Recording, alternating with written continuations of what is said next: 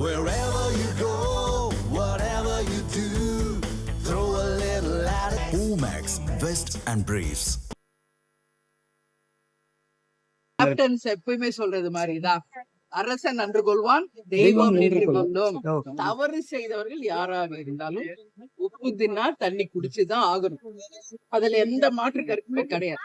யாரா இருந்தாலும் தவறுதான். ஒரு முதல்வருக்கு மரியாதை கொடுக்கணும், அந்த பதவிக்கு மரியாதை கொடுக்கணும். இவ்வளவு தூரம் ஒரு வன்மத்தை காமிச்சு இவ்வளவு நைட்டோட நைட்டா அரெஸ்ட் பண்ணி அவரை கைது பண்ண வேண்டிய அவசியம் இல்ல.